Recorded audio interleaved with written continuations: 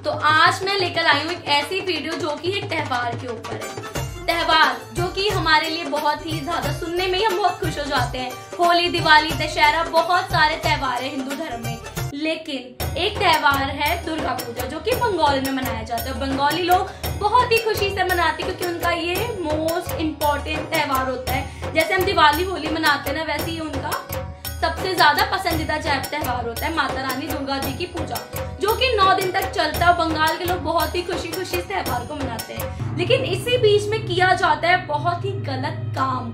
जितने भी बाबा लोग होते हैं, साधु लोग होते हैं, वो इसी बीच करते हैं बहुत गलत काम। वो लोग अपनी बातों में लोगों को फंसाते हैं और बोलते हैं कि अपने बच्चे लाओ और बलि चढ़ाओ माता रानी के सामने, माता रानी बहुत खुश होंगी और आपको आपकी मन्नत सुनेंगी। ऐसा बोल के वो बच्चों की बलि चढ़ाया करते थे। तो एक प्रकाश नाम का आदमी था जो कि उस पंडाल में ही काम किया करता था।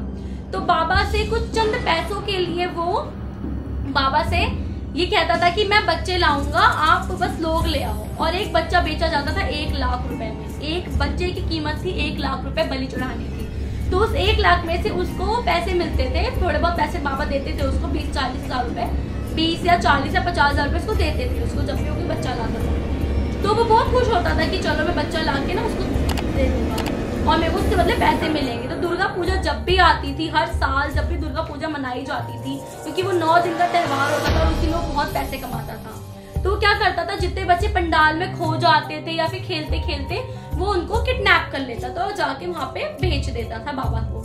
तो ऐसे ही वो करता था, करते करते जिस दिन आखिरी दिन बचा था दुर्गा पूजा का, और उस दिन वो पंडाल में गया और वो जितने भी पंडाल में गया, उतने पंडाल में जितनी भी माता रानी की मूर्तियां थी, जितने भी फोटोज थी, वो फोटो सारी की सारी जो उनकी आंखें थी ना, वो सिर्फ और सिर्फ रमेश के ऊपर थी, सिर्फ और सिर्फ रमेश के ऊपर थी। और फिर रमेश वहां से जब वापस निकला, उसको लगा कि शायद मैंने ज्यादा पी ली है, तो पीने के चक्कर में मुझे ऐसे चक्कर से आ रहे हैं। तो जैसे ही वो बाहर की तरफ निकला तो उसको एक बच्ची जाती हुई दिखी, तो उसको लगता है ये ना पंडाल में से कहीं गुम गई है, मैं इसको ना उठा के ना बाबा को दे देता हूँ, आज आखिरी दिन है, इसके बाद तो मेरी कमाई भी बंद हो जाएगी, फिर मुझे नॉर्मल जाके काम पे जाना पड़ेगा।